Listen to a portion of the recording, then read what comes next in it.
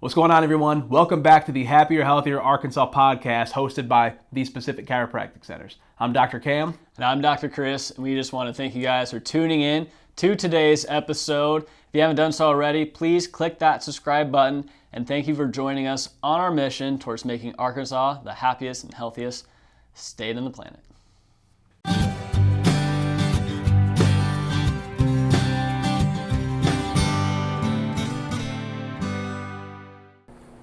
What's going on, everyone? Welcome back to Happier, Healthier Arkansas. Today, this doesn't here doing a Free Flow Friday. Today is going to be not only one of the most influential episodes that we've had to date, but also probably one of the most controversial. So, First time we got co-hosted with Dr. Cam Daniels and myself, Dr. Chris Brown. This episode is brought to you by Yogi T and produced by our guy behind the camera doing the scenes, Tony. With Omega One Multimedia.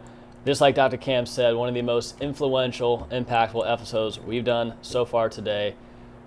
The concept of happier, healthier Arkansas, what that means, and what the role of what we do here in this clinic as clinicians, as doctors, how that plays and aligns with that statement. what are you sipping on? What am I sipping on? Today's menu, we got spicy hibiscus positive energy times breathe deep. Never done this combination before. Let's take a sip. Let's try this out. Ooh, that's like spicy and refreshing. Yeah. And that's exactly what this episode is going to be. Spicy and refreshing. Because people need to hear what we got going on. Well, the big thing about it, too, is, people don't actually,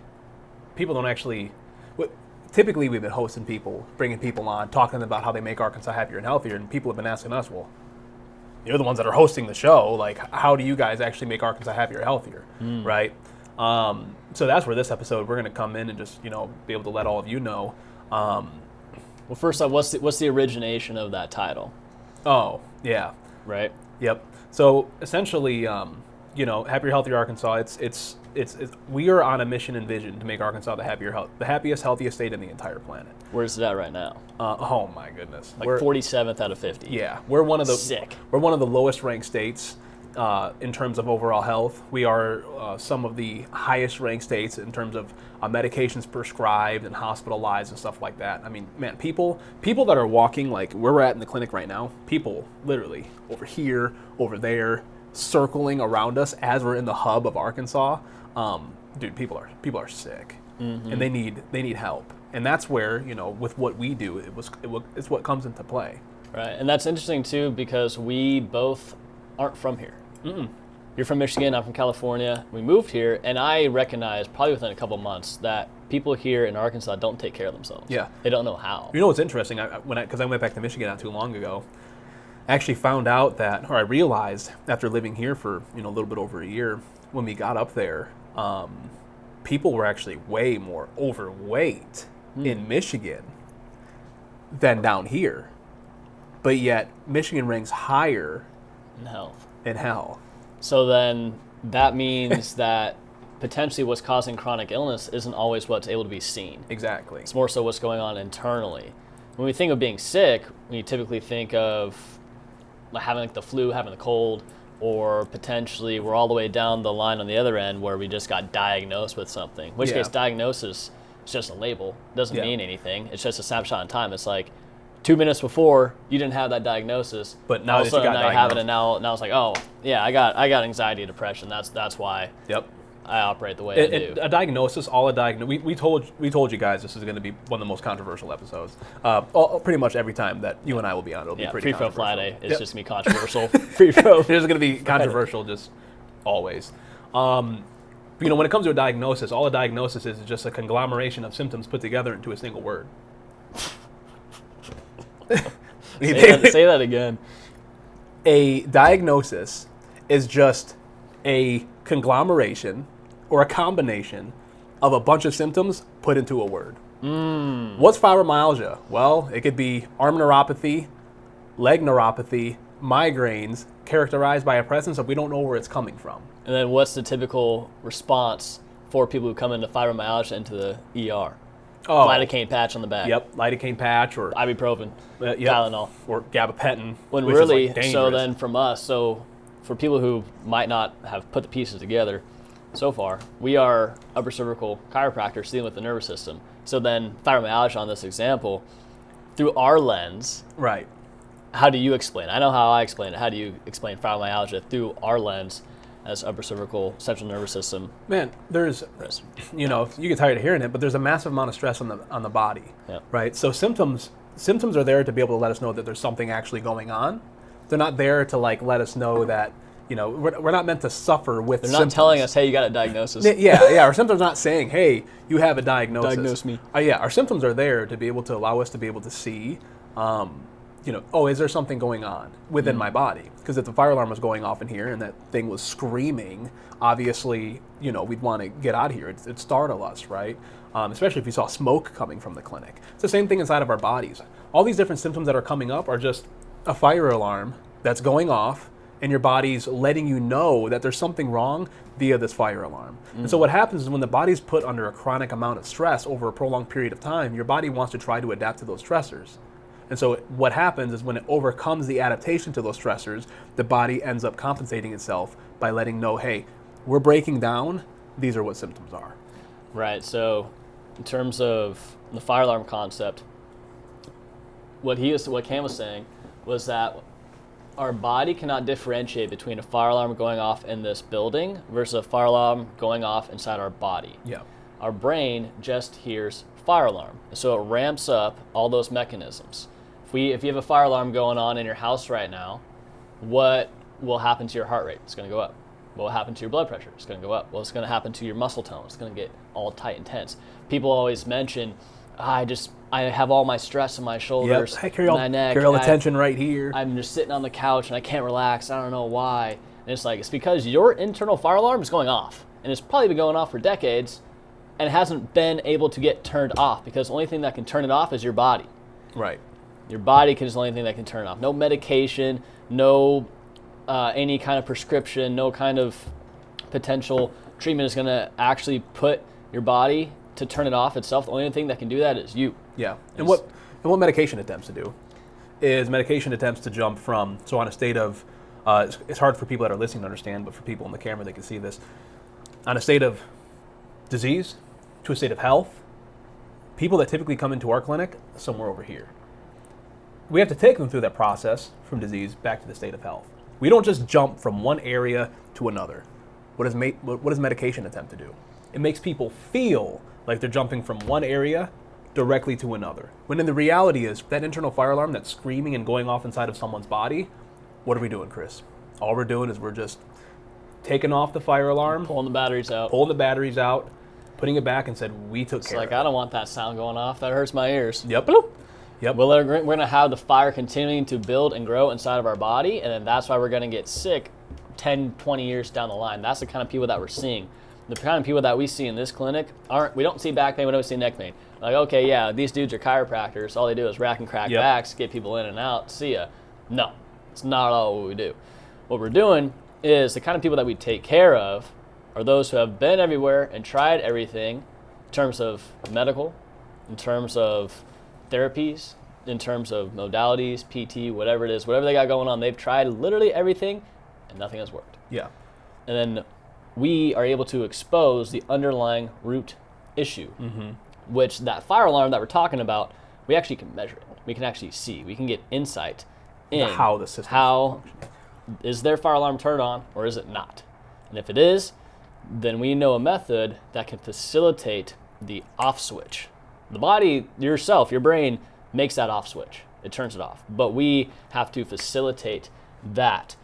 And one thing that I wanted to ask was, how are we able to actually assess the fire alarm inside a human's body? How do we know if it's turned on in someone or not? Because not everybody has it turned on, but a lot of people do. For sure. And I want to start off with the disclaimer. Medication has saved lives. Oh yeah, it's necessary. We're not going to sit here and I was in the ER 2 weeks ago. Yeah. Like a procedure done. Yep. Medication and surgeries, they've saved lives. What we're simply saying is that why don't we start from a most basic holistic perspective first before prescribing someone Amitrex or Topamax. We've seen what that has done to a lot of patients, but specifically migraine patients. Like, why don't we start more holistically first and I don't like that term, by the way, holistic. I mean, like, I like the term holistic in and of itself, but when people think holistic, what do they think? Alternative medicine. And it's like, holistic and alternative medicine are two completely separate things. We do nothing in this office around any form of medicine, whether it's alternative or whether it's just pure medicine. There's no supplements, there's no prescriptions, there's no little one-trick pony thing that we're doing here per person. So they're just checking nervous systems. Yeah, and our big thing is we want to get to the root cause. And this is where the root cause comes from. You just asked, how can we measure that internal fire alarm? We measure that internal fire alarm by, it's a fancy term, it's called computerized infrared thermography. What that just means, it means it's a functional nervous system scanner for us to be able to see how that internal fire alarm is going off inside of the body. There's a lot of other science behind it. Right. There's tons of science, which we're not going to talk about because that'd be way too nerdy. But to retrace, so we got retrace, that's another concept. Yep.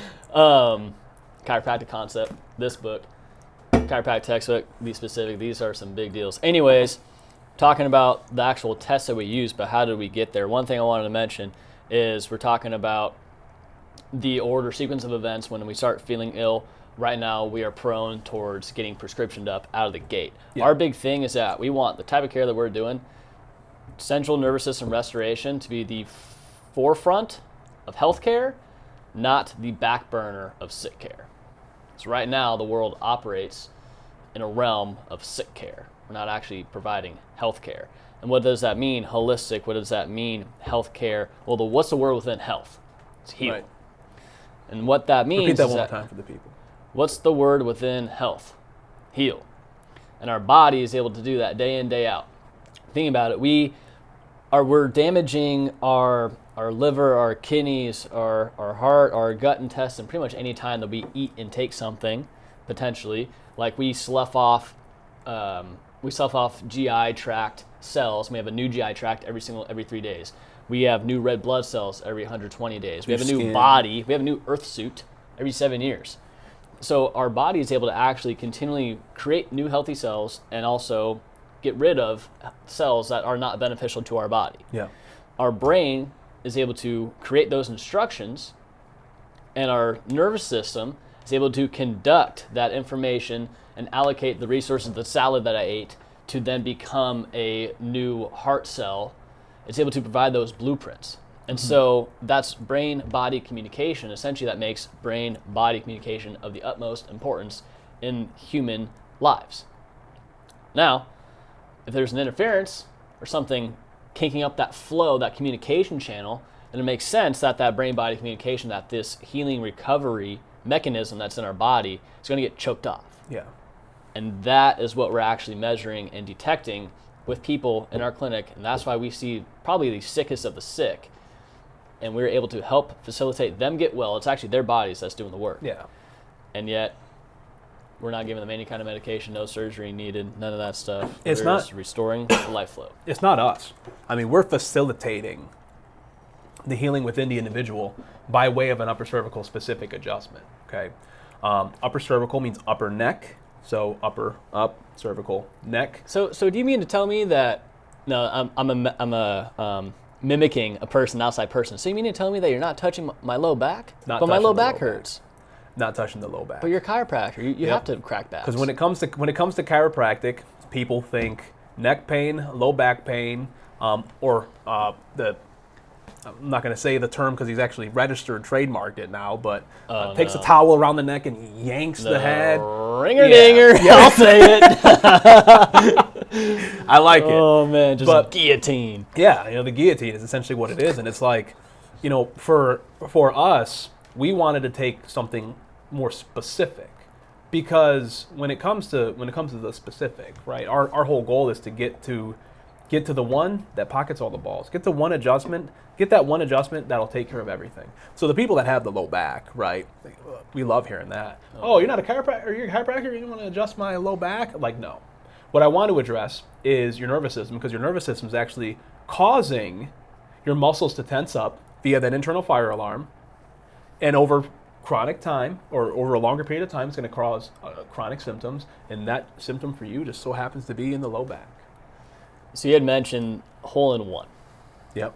So hole-in-one, that's a concept that is not known to the world. Essentially, so the type of protocol that we follow here, only 1% of doctors in the world follow it to a T that we are. Now, that's a very true statistic. How strict we are, especially with scans, objectivity. That's a very true statistic, yes. By the way. 1%, less than 1%. And there's multiple statistics out there in terms of what this conversation entails. But before I get sidetracked, because this spicy hibiscus is hitting. So now I did get sidetracked. It's free flow. Oh, right. hole-in-one concept. What we're doing. So with traditional chiropractic, structural chiropractic, which is excellent, it's great, it helps out thousands of people. Their approach is, think of golf. I'm going to take my driver, I'm going to drive it. I'm going to take my iron, hit the ball again, and then I'm going to go chip, putt, get the ball in the hole. That's their concept. Our idea is, I'm now looking, I see that flag across the lake, and I'm going to figure out the one way where I can sink it right now. And get it. Hole-in-one. So what we're doing is we're not actually adjusting multiple bones, multiple segments in someone's body in order to facilitate proper neurologic flow, proper brain-body connection. We have to actually identify what is the one true cause that's causing everything else to occur in this body system, in this person's system. What's the one cause unique to that person? And it's a really difficult process. Yeah. Because what we're focusing on, we only focus on the top two bones of the neck. That's it. We don't touch anything else. Nothing else. Top two bones of the neck and this delicate relationship with brain-body connection and our brain stems, because the brain stem controls everything that occurs in our body without us having to think about it. That's the fuse box in the back of this room. That's the motherboard in our computer. That's the control panel on our TV or any kind of technology thing. We're not actually addressing individual things. We're not going for symptoms. We're going at what's controlling all of the other functions and systems in our body. So, I want to ask, how are we able to figure out the one cause per person? How difficult is it? And how many potential combinations can that even occur? Can it even occur per human? What are we working with? So, like we just talked about, the functional nervous system scanner, that's what tells us if the nervous system is functioning or if it's not functioning. So what tells us is the fire alarm on or off? Exactly. Now, in the event when someone starts care, in the event that the fire alarm is turned on, we have to take they're called biomechanical X-rays or biomechanical films. Okay, there is one out of 276 different combinations that those upper two bones, C1 or C2, atlas or axis, one out of 276 different combinations that those can misalign in each individual. So for every single person that comes in, we're finding we have the odds of 1 of 276. Now, a lot of people ask, well, those are pretty low odds. How do you find the one? That's why we're specialists. That's why we train in it. Yeah. Yeah, when we run a scan, when we assess if someone's fire alarm is on or off, when we assess if someone's check engine light is on or off, and we see that it's on, that tells us that there's something going on with either of the top two bones of the neck that's interfering with the brain's ability to effectively communicate with what the body needs. From there, I know, okay, top two bones of the neck, it's only two bones, only 4 joints, doesn't seem that difficult, but just like Dr. Cam said, there are 274 different ways that those two bones, those 4 joints, can potentially misalign. We have to figure out the one that's going to be that hole-in-one approach where I can hit the ball, strike it over the water hazard, and just sink it 500 yards away and allow the body to start clearing itself out. Because when the brain-body communication is in a state where it can effectively communicate, there is nothing that mankind has to offer that has a greater healing potential than what's already contained within our brain. One more time for the people. There is nothing that mankind has to offer that has a greater healing potential than what is already contained within our brain. It just needs to be unlocked. Yes. And, with that, understanding the mechanism, though the odds are so small to try to find the one,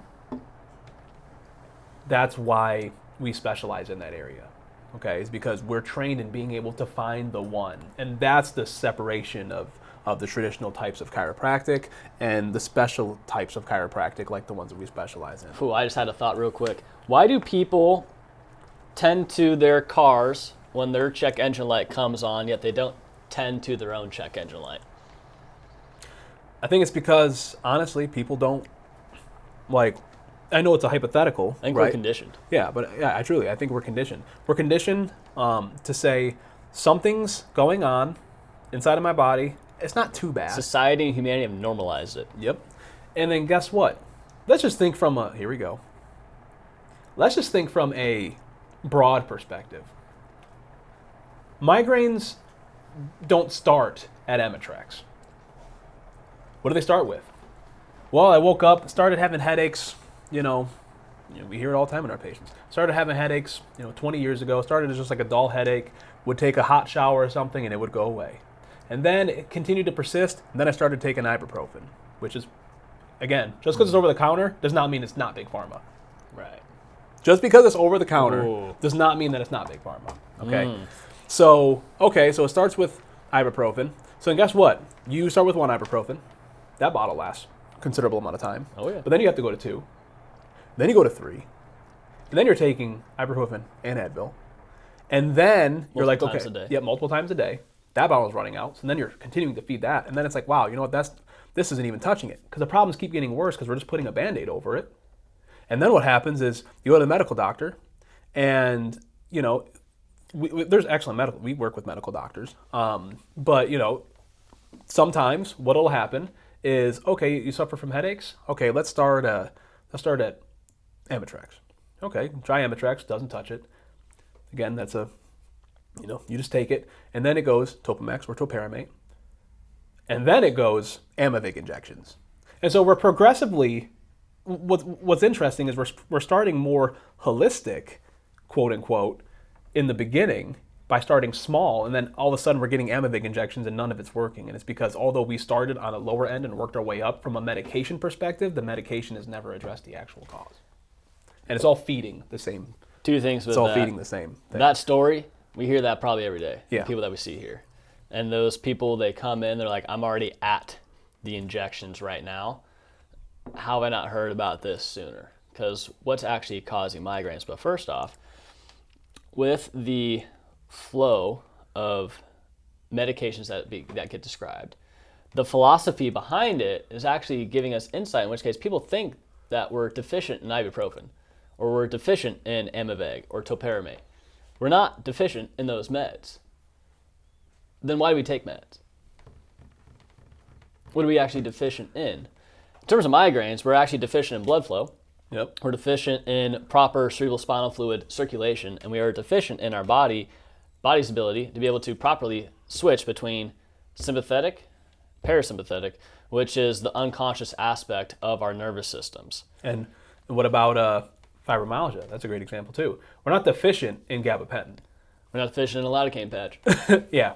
What we are deficient in is our body's ability to deal with the nociceptive or pain signals that are going haywire. Even our brain is perceiving pain. There actually isn't anything damaged. Exactly. But our brain perceives pain, so therefore the person says, I'm in pain. They go to the doc, and then the doc says, it's all in your head. And then we're also not deficient for digestive issues. We're not deficient in Tums. Oh, we're not deficient in Pepto-Bismol. Yep. What we're deficient in is the nerve flow that controls, for acid reflux, for example. Yep. What we're deficient in is the nerve flow that the brain's trying to communicate to the sphincter to say open and close effectively. That's what we're deficient in. We're deficient in the nerve flow. A proper function of all those things. So we have, when we eat, stomach creates an acid to break down the food that we eat, but then the food had to travel down a tube to get to the stomach. It's called our esophagus. And there's a little port, little sphincter thing that says open, close, open, close. And so when we're eating and we are digesting, we are producing acid. Therefore, we don't want that acid to get up into that tube because that's going to damage the tube. So we need the port to close. But if we're having mixed up signaling in terms of those commands with the brain saying, hey, open, close, from our nerves, then it's going to stay open. Therefore, the acid is going to start leaking up into the tube, and now we get that heartburn effect, we get that acid reflux effect, and now we think subconsciously, I am deficient in Pepto-Bismol. I'm going to go buy it. Yep. And that's where, for everyone that's listening to this, that's obviously very intrigued by what we're saying, both on a, either they side with us or they side against us. We're open to conversation because we learn from people. But the biggest thing is, Dr. Chris and I, we're just extremely passionate about a happier, healthier Arkansas. And so what we wanted to do in this episode is just to be able to talk about the misconceptions that people have around what actually makes them happier and healthier, and where the happiness and healthy living actually comes from through a clear and functioning nervous system. So and that's the big thing that people get from our care too, is that it's not about I just don't want to be sick or I just want to be pain-free. It's like, what is that inhibiting you from being able to do? And for myself, when I was working on thinking about, okay, what are people going to get from my care? A big thing that's been hyper consistent with those who I've seen is ability to live their daily life without something going on mentally to where they are mentally hesitant to go do the thing, or they feel like they're limited or restricted in what they just want to do with their life, whether it's being able to pick up their kid, or being able to go on a hike with their family, or being able to go lift weights or exercise. They're constantly something in the back of their head, and they're worrying. And it might not be active, it could be passive, but it's still there. And when that gets away, it clears up so much aspects, variables in their life. And if you're listening to this, I didn't think I was going to do this, but if you're listening to this and you're like, you know what, I really want to learn more information about that, go to our website, thespecificlittlerock.com. Go ahead and click on that tab. It says contact or schedule appointment, and just submit a website inquiry. And what we want to do is we want to be able to just have a conversation with people that are listening to this, to be able to let them know that there are options out there, whether it's with us or not with us, right? I mean, that's why we have other hosts on our podcast. Yeah, totally. But we want to be able to extend that invitation to you, to be able to learn more about, are you actually functioning or are you not functioning, just based on our conversation. And then if we move forward with the consultation, then so be it. But I wanted to make sure that people understood that. You can go to our website, thespecificlittlerock.com, and just submit a website inquiry for us, and we'll reach out to you. Just have a conversation. Tell us that you heard about us on the Happier, Healthier Arkansas podcast as well, because then we got something special for you. Totally, yeah. And to wrap things up, on top of that, we have an app coming out. We're going to be launching next week, in which case that's going to be able to provide a lot of information regarding what's been going on with your system, how can we get in contact with you guys, a bunch of other features that are going to be launched in the app, including getting brought to you with this podcast. We're going to be doing lives pretty soon as well, where we're going to be hopping on a live YouTube stream, I think Tuesday nights, after hours with the specific, in which case we're going to be doing giveaways. And those giveaways are going to accumulate until someone's able to cash in on the prize. We're still figuring that kind of stuff out. But we got a lot of things coming out in terms of just providing information and value to the people, to where they can potentially start mixing in things at home for their own health, happiness, well-being. And that way we can start really cultivating a nice recipe for a happier, healthier Arkansas. That's what we're going for. What, you all heard Dr. Chris, right? We have chiropractors coming out with an app. Yes. You know why? Because chiropractic is what we do. It's not who we are. Who we are is we anchor ourselves to making Arkansas the happiest, healthiest state on the entire planet. And one of the ways we're able to do that is by reaching people in the masses with an app. It's coming out soon. Sure, we'll be able to talk about it, obviously, as we continue on with the podcast. But follow us on social media as well to be able to learn more about the app. And thanks for coming out and listening to a Free Flow Friday with Dr. Chris and Dr. Cam. If you enjoyed the Free Flow, please leave us a review on our podcast. If you like these kind of concepts, the angle that we're taking on, our mindsets in terms of where the world is headed, where it's at, please just leave us a review and everything. Let us know what you thought. We look forward to seeing you on the next Free Flow Friday. Talk soon. We hope you guys enjoyed this latest episode of Happier, Healthier Arkansas. Thank you so much for tuning in. We really appreciate your guys' support.